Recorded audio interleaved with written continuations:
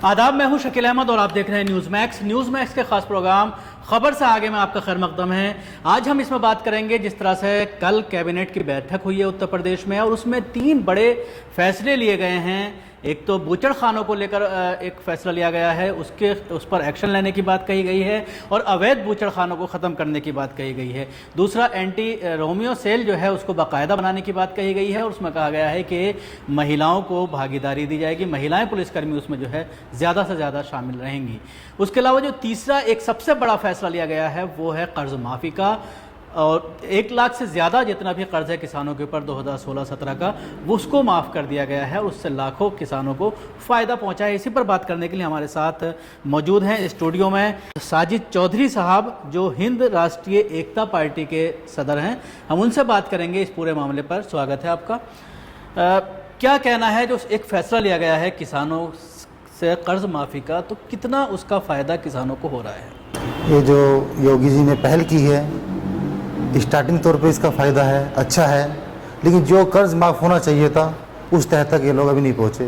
लेकिन स्टार्टिंग के तौर पे आप कह सकते हो कि चलो स्टार्टिंग हुई है तो किसानों को कुछ ना कुछ बहुत ही ज़रा सा एक फ़ायदा हुआ है। उसमें ये कहा जा रहा है कि 2016 और 17 का जो कर्ज था सिर्फ उसी को माफ़ किया गया है और जो पुराना कर्ज था वो ज्यों का त्यों बना हुआ है। किसान काफ़ी उम्मीद लगाए बैठे थे कि 5-6 साल का जितना भी कर्ज है पूरा वो माफ़ कर दिया जाएगा।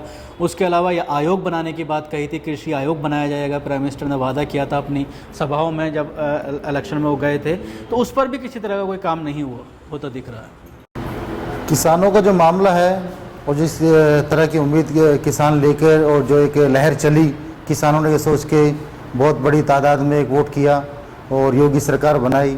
जिस तरह से योगी सरकार को सपोर्ट मिला उस तरह से किसानों को खुश नहीं हुआ, उस तरह का कोई इस तरह फ़ायदा भी नहीं हुआ। इसके अलावा 2 फैसले और कैबिनेट में लिए गए हैं। एंटी रोमियो सेल जो बनाई गई है उसके बारे में आपको क्या कहना है? जिस तरह से पिछले दिनों में देखने में यह आया है कि पुलिस ने भाई बहन को गिरफ्तार कर लिया और इस तरह के कई मामले सामने आए कि लूटपाट तक की गई। जो बदमाश हैं इलाके के, उन्होंने एक हवा दिखा करके कि कपल हो आप, और उसके बाद उनको मारा पीटा गया और उसके बाद उनके साथ लूटपाट भी की गई। तो किस तरह से ये काम करेगा anti Romeo cell? Anti Romeo का हम स्वागत करते हैं, ये पहल की है, बहुत अच्छी की है, लेकिन इसका जो मिसयूज कर रही है पुलिस वो गलत है, उस पर नकेल कसनी होगी।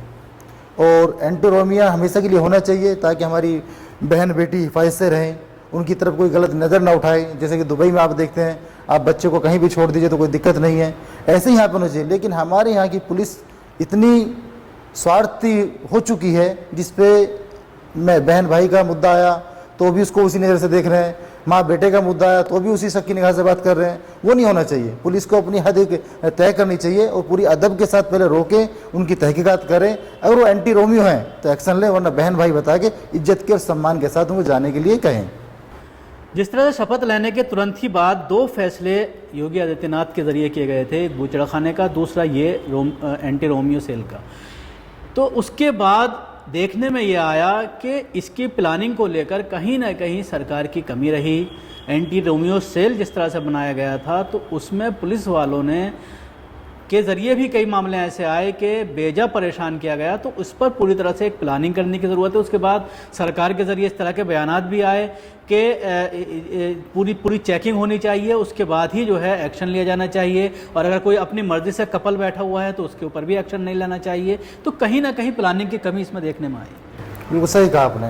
इन्होंने ये पहले स्टार्टिंग की कि रोमियो के खिलाफ एक्शन होना चाहिए, उसमें जोड़ा जहाँ भी मिला, कपल मिला, उनके खिलाफ भी एक्शन हुआ, नहीं मिला उनके खिलाफ भी एक्शन हुआ, बहन भाई मिले उनके खिलाफ भी एक्शन हुआ। उसमें सीधा से सीधा जाता है जो हमारे चीफ मिनिस्टर साहब हैं, जिन्होंने बहुत जल्दी के साथ एंटी रोमियो तो घोषित कर दिया, लेकिन वो किस तरह इस्तेमाल करेंगे किस तरह नहीं करेंगे उसका एक जो है इसका एक पिलर वो खड़ा नहीं कर पाए कि किस तरह काम होना चाहिए। इस पर सीधा के तुगलकी फरमान जारी कर दिया कि हम आए तो बूचड़ खाना बंद कर दो, हम आए तो एंटी रोमियो चालू कर दो, हम आए तो कर्ज माफ़ कर दो। वो भी एक तरीके से नहीं, कर्ज भी एक तरीके से माफ़ करना चाहिए था, दिखा के बहुत बड़ा हाथी और एक जीरा बराबर कर्ज माफ़ किया, जिससे किसान बहुत खुश नहीं है। लेकिन स्टार्टिंग इनकी अच्छी है, इसको हम शुक्रिया करते हैं कि स्टार्टिंग तो इन्होंने किया, आगे भी उम्मीद है कुछ करें। अखिलेश ने कर्ज माफ़ी के ऊपर जिस तरह से कल कहा है कि जिस तरह के वादे किए गए थे सरकार के ज़रिए, सारे किसानों को जो है फ़ायदा मिलना चाहिए था इसमें चिन्हित करके कुछ लोगों को फ़ायदा पहुंचाने की कोशिश की गई है और जो एक स्लैब बनाया है उससे तमाम किसानों को फ़ायदा नहीं होगा। देखिए, सरकार की नीयत जो है वो ठीक नहीं है। जिस तरह के बुचड़खानों के खिलाफ मुद्दा उठाया वो एक समाज के खिलाफ है। किसानों की जिस तरह बता कर रहे हैं, कुछ ही लोगों पे किसानों का कर्ज माफ़ किया, कुछ ही सालों का किया, इसमें भी नीयत इनकी सरकार की ठीक नहीं है। बुचड़खानों पे अगर आप आते हैं तो आपने तत्काल एक रात के 12 बजे फरमान जारी कर दिया कि हम तकरीर कर चुके थे अमित शाह साहब के, जिस दिन हमारी सरकार बनेगी हम रात के 12 बजे बुचड़खाने बंद कर देंगे। ऐसी कौन सी आफत मची हुई थी कि रात के 12 बजते ही अपनी कसम को पूरा करना था? और ये इससे बड़ी जो उत्तर प्रदेश की समस्या है, बिजली की समस्या है, क्राइम की समस्या है, रोजगार की समस्या है और बलात्कार की समस्या है, उस पर एक्शन ना लेकर, और जातिवाद की समस्या है, हिंदू मुस्लिम दंगों की समस्या है, उस पर एक्शन ना लेकर से खाली बुचड़खाने को, एक कौम को, एक समुदाय के लोगों को निशाना बनाकर ये दिखा दिया कि हमने एक्शन कर दिया। और उसमें जो सरकार के मातहत बुचड़खाने चल रहे हैं, जिनके पास परमिशन है, उसके आधार के ऊपर भी जो इनके सरकार को मानने वाले लोग हैं उनके साथ बदतमीजी कर रहे हैं, उनको उतार कर लूट रहे हैं। कहीं कहीं गाड़ियाँ लूट ली, 30-30 लाख का माल लूट लिया, पिटाई कर दी, जाने चली गई, हॉस्पिटल में भर्ती हो गए, उनके खिलाफ कोई एक्शन नहीं ले रही सरकार। इससे पता लगता है सरकार अपने चाहने वालों को इस तरह के आदेश कर रही है कि आप लूट भी करिए, मारिए भी, उनके कारोबार भी बंद करिए। इससे मुसलमान जो है उत्तर प्रदेश का निराश है सरकार से, जो उम्मीद रखता है। तो कहीं ना कहीं अराजकता देखने में नजर आ रही है, खासतौर से अगर बूचड़खानों की बात करते हैं, जिस तरह से जानवर लेकर जाते हैं व्यापारी तो उनको लूटा जा रहा है, उनके साथ बदतमीजी की जा रही है, मार पिटाई की जा रही है। तो जिस तरह से अमित शाह भी हमेशा जब पब्लिक रिलीज होती थी इलेक्शन के टाइम, और उसके अलावा योगी आदित्यनाथ की बात करें या प्रधानमंत्री नरेंद्र मोदी की बात करें, उनका ये कहना था कि प्रदेश से गुंडा राज को खत्म किया जाएगा, लेकिन इस तरह की चीज़ तो नजर नहीं आ रही। उन्होंने नारा दिया था सबका साथ सबका विकास।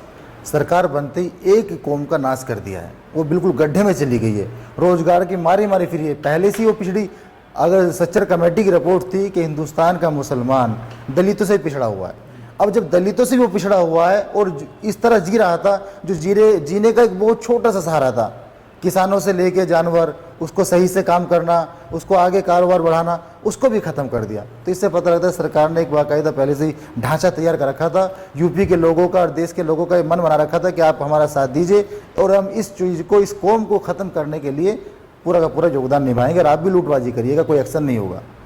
तो क्या कहा जा सकता है, जो छोटे छोटे दल, जो हिंदूवादी दल हैं, वो काफ़ी सक्रिय नज़र आ रहे हैं। अभी जिस तरह से राजस्थान में एक वाक़या आया है, पेश आया है कल, जिस तरह से 3 लोगों को दौड़ा दौड़ा कर मारा गया सरेआम, और उसमें से एक 45 साल के मुसलमान व्यक्ति की मौत हो गई, गाय के नाम पर जो है सबको पीटा गया। तो कहीं ना कहीं कानून को हाथ में लिया जा रहा है। तो ये छोटे छोटे जो संगठन, हिंदूवादी संगठन हैं, उनके बारे में क्या कहेंगे? इससे कितना कानून के ऊपर प्रभाव पड़ेगा, कितना कानून तोड़ा जाएगा?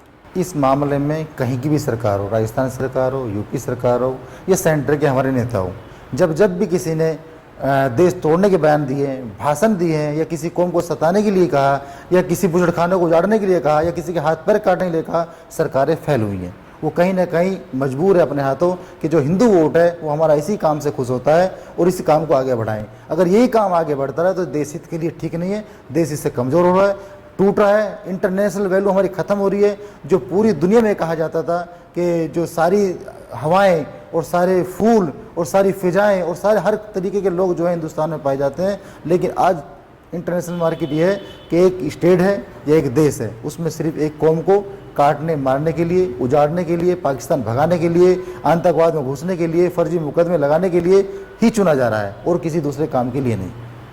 तो ऐसे में मुसलमान अपने आप को किस तरह से देखता है? काफ़ी असुरक्षित महसूस कर रहा है। और ख़ास तौर से अगर बात की जाए जो इस पूरे कारोबार से जुड़े हुए हैं, बूचड़खाने के जो कारोबार से जुड़े हुए हैं, जो रिपोर्ट्स आ रही हैं, जो मजदूरी करने वाले हैं, दुकानों पर काम करने वाले हैं, रोज़ाना 100-150 रुपये दिहाड़ी जो पाने वाले हैं, उनके घर फाकों की नौबत आ गई है। मैं एक चीज़ आपसे पूछना चाहता हूँ, ये जितना भी विरोध कर रहे हैं कि बूचड़खाने बंद हो जाए, ये कारोबार बंद हो जाए, उन सब के घर में आप जाइए तो सोफ़ा बताते हैं कि जो मेरे घर में सोफ़ा पड़ा है वो पेवर लेदर का है। दुकान पे जाते हैं तो दुकानदार से कहते हैं कि मुझे 1 नंबर का लेदर का जूता दिखाओ। मैडम जाती है तो पर्स लेती हैं, 1 नंबर का पर्स दिखाओ। बेल्ट मांगते हैं। तो सारी चीज़ें जब चमड़े की इस्तेमाल कर रहे हैं तो चमड़े के कारोबारियों से नफरत क्यों? इसके अलावा इसमें अगर बात की जाए जिस तरह से सबका साथ सबका विकास का नारा दिया गया था न सिर्फ नरेंद्र मोदी के जरिए बल्कि योगी आदित्यनाथ ने भी जब पहली अपनी स्पीच दी थी शपथ लेने के बाद तो उसमें यही कहा था कि सबको साथ लेकर चलेंगे, लेकिन ऐसी चीज़ कोई नज़र नहीं आ रही है। जिस तरह से पिछले दिनों में एक कुरैशी बिरादरान का एक डेलीगेशन योगी आदित्यनाथ से मिला था और उसके बाद भी आश्वासन दिया गया था कि आपके साथ कोई गलत नहीं होगा, लेकिन उसके बावजूद कल जो कैबिनेट हुई है उसमें दोबारा से इन सब चीज़ों पर पाबंदी लगाने के लिए अहद लिया गया और बाकायदा कानून पास किया गया उसके लिए। ये तो हमारे देश की बदकिस्मती है। अगर कोई इलाके का गुंडा हो जाए तो इलेक्शन जीत जाता है, कोई दादा हो जाए तो राज कर लेता है। जो हमारे स्टेट के चीफ मिनिस्टर साहब हैं उस पर इतने संगीन मुकदमे हैं, उसको जब इस प्रदेश के ऊपर बिठा दिया गया तो उनकी जो शाखाएं नीचे हैं वो क्राइम नहीं करेगी तो क्या करेगी? कैसे विकास हो जाएगा? कैसे कानून सुधार हो जाएगा? सबसे पहले तो सरकार की नीयत पे देखना चाहिए कि आप कितने मुकदमेदार इंसान को उत्तर प्रदेश जैसे बड़े स्टेट का चीफ मिनिस्टर बना रहे हैं और वो फेल हैं, क्योंकि जितने भी क्राइम कर रहे हैं, लूट कर रहे हैं, कोई भी अब तक अरेस्ट नहीं हुआ, उनके जानवर बरामद नहीं हुए। आजम खान की भैंस छूट जाती थी, सरकार सक्रिय थी, भैंसें मिल गई थी।